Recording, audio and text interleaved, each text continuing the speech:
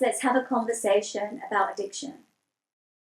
Admitting you have an addiction is one of the hardest steps. Can you walk us through the moment when you first realized and admitted to yourself that you had an addiction problem? Yeah, admittance to oneself that they have a problem is a necessary to breaking through that behavior that is negatively impacting your life, that addictive behavior that you can't stop, that addictive behavior that is giving you that pleasure but is actually negatively impacting your life more than it's benefiting. That has to happen before you can break through that to get to the other side, to invoke any sort of change in behavior, change in thought, change in the way that your life is going. In order to have admittance, you must have awareness, right? The first step to healing is, yes, admitting, but before that, you need the awareness of how is this behavior, how am I showing up, how am I walking through the world, and is this really benefiting me, or is this controlling me? Is this taking me away from who I am and what I'm here to do, right? In a negative way, leading me down the dark path instead of the way that I truly want to go or I'm trying to go in life. So awareness has to be brought in. For me, in my own experience, when was the first time that I became aware? I remember being 17 years old, looking at addicts and alcoholics in my life and my family, and realizing that I had a problem. I remember getting blacked out drunk for like a few nights in a row.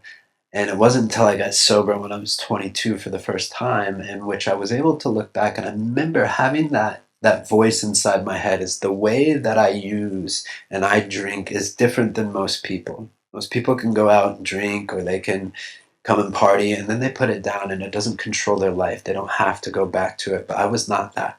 I kept going to it, even though that I knew it was not positively impacting me. So the awareness was there when I was 17.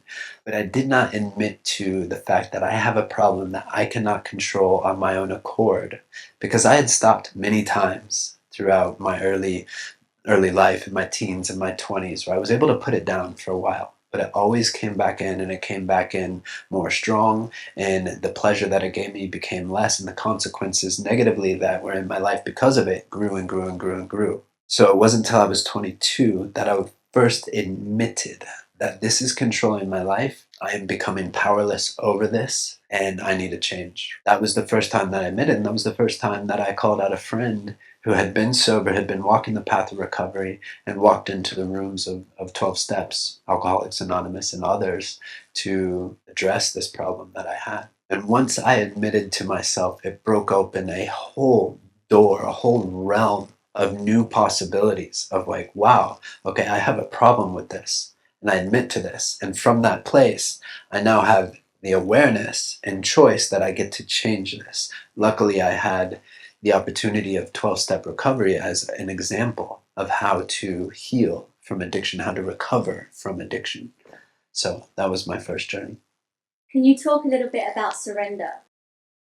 Surrender in healing is also necessary. Surrender in the way that I am walking through the world. This is not working. This has not worked. It's worked up to a certain point, and I'm thankful for it because it got me here. And I surrender it because it is not serving where I'm meant to go, where I want to go, where I desire to go.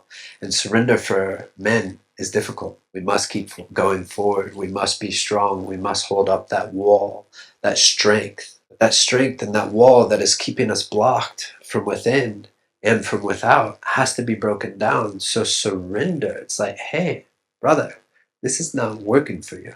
For me, hey, Dex, this is not working for you, has not worked. I surrender. I surrender to the fact that something else might work. I surrender over to a concept that has worked for others actually might work for me. I surrender over to this individual that has walked down this path now is a new man.